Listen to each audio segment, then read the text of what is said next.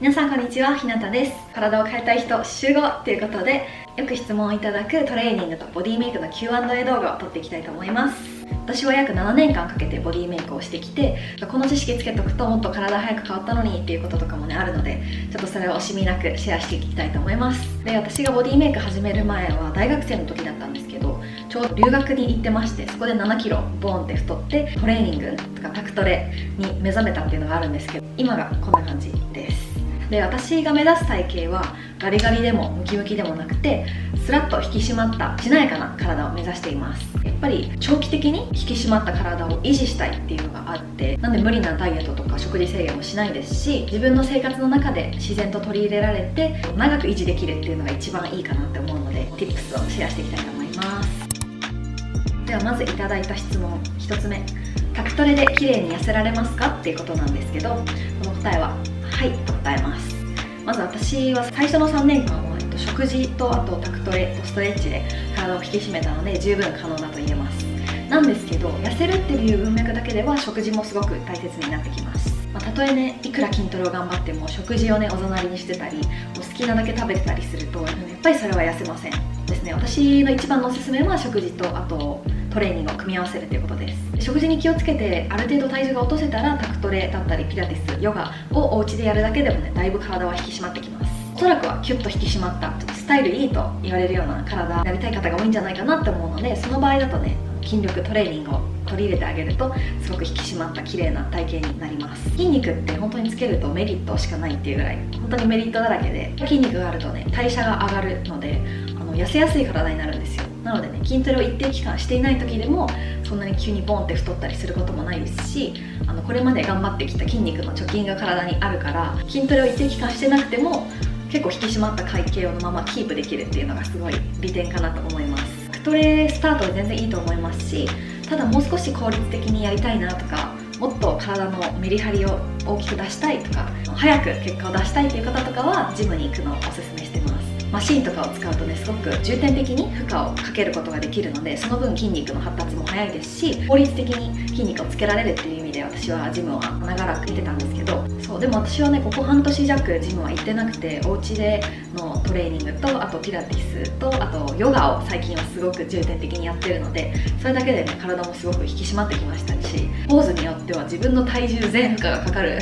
ポーズとかもあってめちゃくちゃきついんですよ。いやヨガって筋トレだなってちょっと改めて思ったんですけど、だからヨガでもねしっかり効かせると筋肉痛めちゃめちゃきますし、タクトレもね本当にしっかりとできていたら筋肉痛きます。特に女性の方はね筋トレでゴリッゴリにやらなくてもおうちトレーニングで引き締まった体型っていうのを目指せます。続きまして、お家でできるおすすめの筋トレはっていうことなんですけど、私のチャンネルに本当にたくさんの動画を上げているので、あとプレイリスト別にも例えば足トレだったり、あと腹筋とかストレッチ、ヨガっていう感じでも分けてるので、こちらからね好きなものを選んでいただくこともいいですし、最近ねこういう質問よくいただくので1週間のトレーニングメニューを組んだので、ストレッチとトレーニングとかヨガとかも入れてますので、こちらもねぜひ参考にしていただければと思います。これは、インスタの方にアップしてて、あと YouTube のコミュニティ投稿にもアップしております。でインスタの方ではね普段やってるようなトレーニングメニューだったり食事とかの結構ストーリーのしたりしてるのでね、もし気になる方はこちらぜひフォロー待ってます。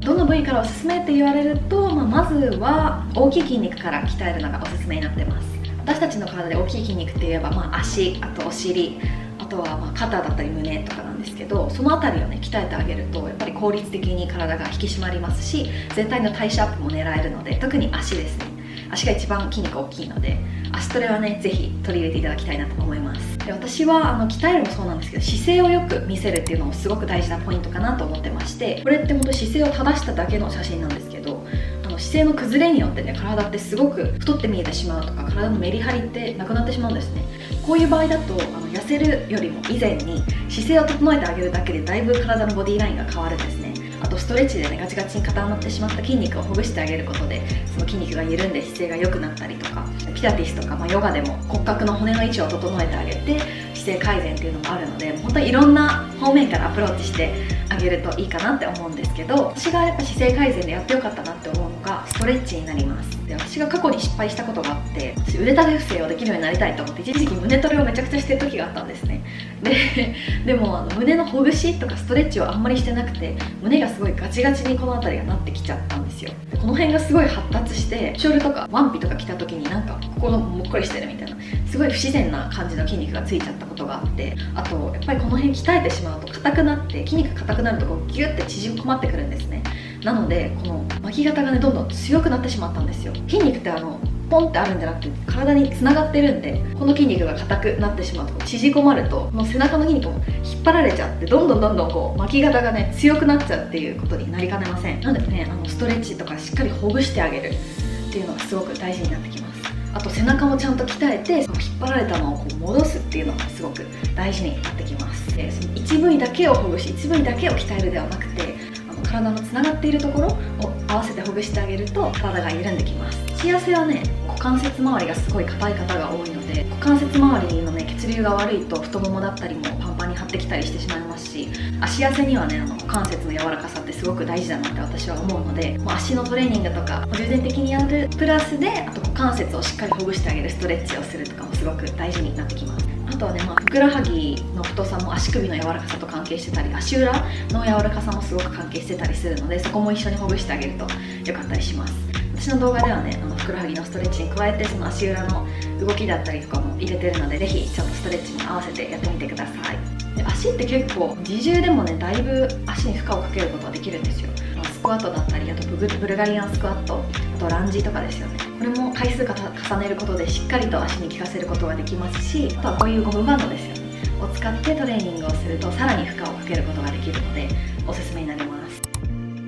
続いてお腹痩せについてなんですけれども、まずはかなり、お腹に脂肪が乗ってる方はまず最初に食事である程度脂肪を落としてから全身の筋トレをして、特に大きい筋肉を鍛えてあげて、脂肪が落とせたような段階で腹筋トレーニングをしてあげるとだいぶ引き締まった形になってきます。腹筋自体の筋肉って体全体の筋肉の中では小さい方なので、腹筋だけをやったら意味ないっていう人もいるんですけど、私の場合は腹筋トレをやって明らかにウエストのラインが綺麗になったんですよ。私はね11時腹筋とかちょっとくびれが欲しいなって思ってたので、その腹筋もしっかりとアプローチかけてあげる、あと体幹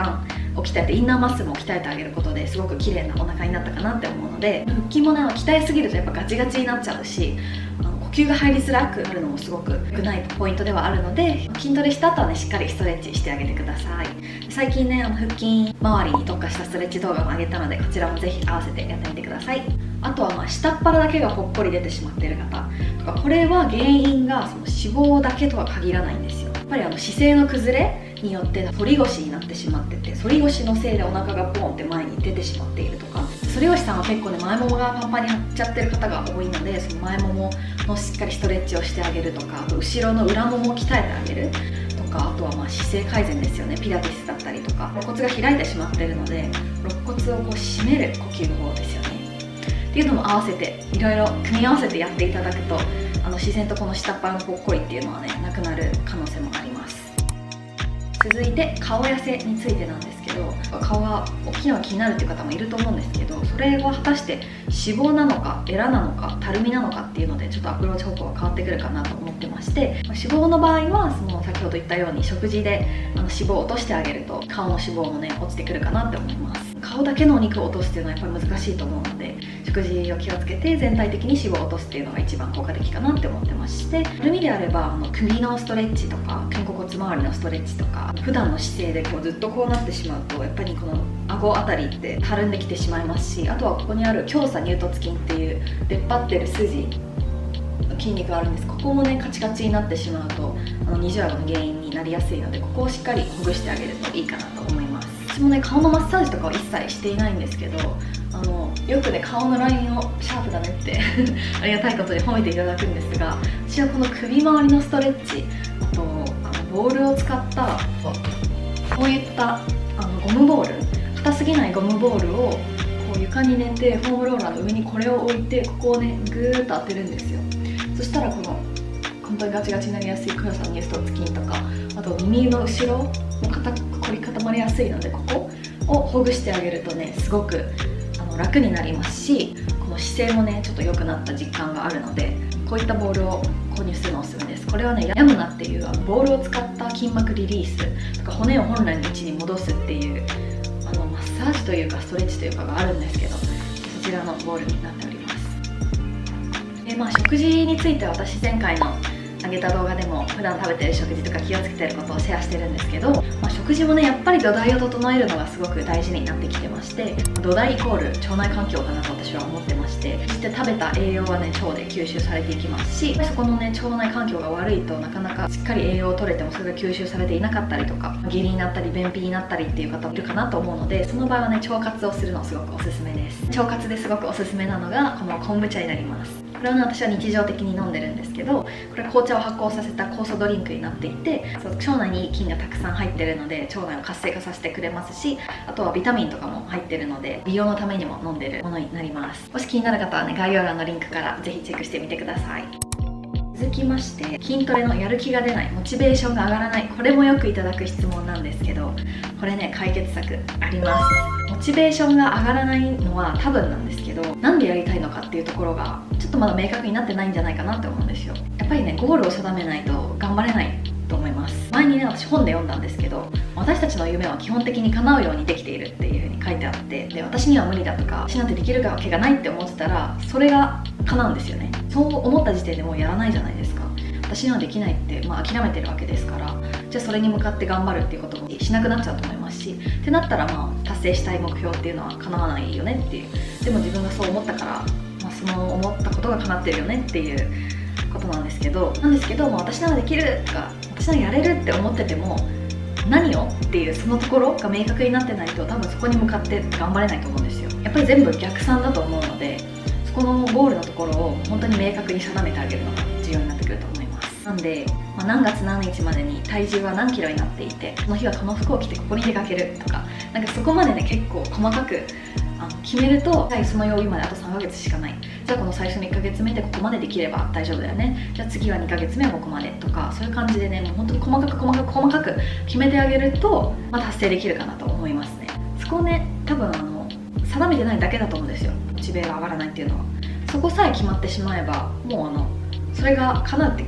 決まってるって決めちゃうんですよ。決めちゃったらもうそこに向かってやるだけなので、そのマインドを持ってるとね達成できるんじゃないかなと思います。もう無理めんどくさいってもし思ったりするのであれば、じゃあそれの夢はそこまでだし、それでいいならもう全然いいと思います。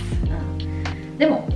1年後もまた同じ問題で悩んでそうだなとか、でもずっと痩せたかったなとかずっとこうなりたかったなってもし少しでも思っているのであれば、なんで変わりたいのかとかどんな自分になりたいのかっていうところをできるだけ具体的にもう事細かく書くんですよ。ここをねクリアにしてあげると、もうあと進む道はね結構パッと開けてくるので、やる気もねもう湧いてくるんじゃないかなと思います。私は本当に皆さんの自分磨きの強い味方でいたいなと思ってるので、これからもねためになる情報だったりちょっとモチベが上がるような動画をねたくさん上げていければと思います。一緒にねもう自分のなりたい理想に向かって頑張っていきましょう。もしこの動画が参考になったなと思ったらぜひフォローといいねよろしくお願いします。今日も最後までご視聴いただきありがとうございました。バイバイ。